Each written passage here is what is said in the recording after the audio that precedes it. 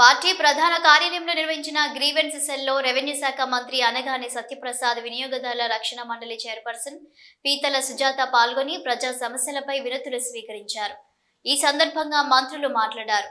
నేరస్తుల కోసం తప్పించిపోతున్న జగన్ రెడ్డి అని మంత్రి Kollu Ravindra, MLA Yarlagadda Venkatarao, AP Swachhandhra corporation chairman Kommareddy Pattabhiram, రాష్ట్ర పార్టీ కార్యదర్శి దొంతు చిన్న, తెలుగు మహిళా రాష్ట్ర ప్రధాన కార్యదర్శి ముల్పూరి సాయి కళ్యాణి, గౌడ కార్పొరేషన్ చైర్మన్ వీరంకి గురుమూర్తి అన్నారు. ఈ సందర్భంగా మీడియా సమావేశం ఏర్పాటు చేశారు. ఆ వివరాలు ఇప్పుడు చూద్దాం. కంప్లైంట్ ఇచ్చారో ఆ వ్యక్తిని కిడ్నాప్ చేస్తే దాని మీద పెట్టినట్టు కంప్లైంట్లో అరెస్ట్ అయితే ఇవాళకి సిగ్గు లేకుండా మీరు వెళ్ళి అక్కడ పరామర్శిస్తారు. పరామర్శ ఇచ్చి బయటకు వచ్చి మాట్లాడతారు.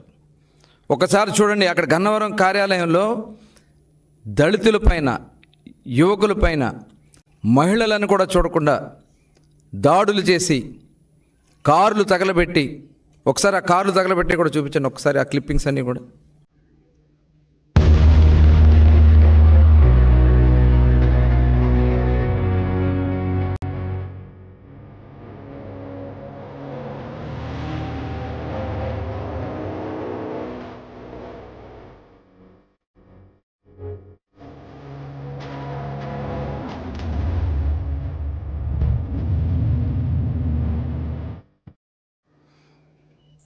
మరి ఈ రకంగా పార్టీ కార్యాలయాల మీద దాడి చేసి, వ్యక్తుల్ని గాయపరిచి, కార్లు తగలబెట్టి, కార్యాలయాన్ని తగలబెట్టి ఇవాళ అరెస్ట్ అయినటువంటి వ్యక్తికి వత్తాసు పలకడానికి వెళ్ళడానికి మీకు సిగ్గు అనిపించట్లేదా జగన్మోహన్ రెడ్డి గారు?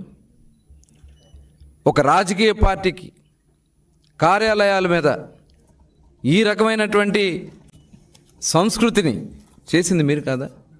అంటే కృష్ణా జిల్లాలో, ప్రశాంతంగా ఉన్నటువంటి కృష్ణా జిల్లాలో మీ పులివెందుల ఫ్యాక్షనిజాన్ని, సంస్కృతిని తీసుకురావడానికి మీరు ప్రయత్నం చేస్తూ ఉన్నారా జగన్మోహన్ రెడ్డి గారు?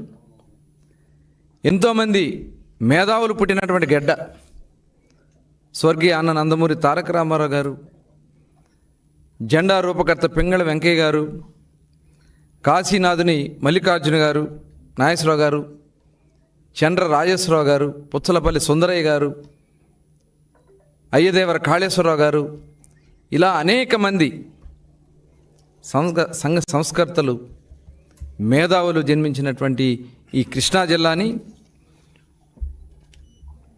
ఒక దిగజార్చే విధంగా, ఒక రౌడీ మూకలతో దాడులు చేపించి దిగజార్చే విధంగా చేసింది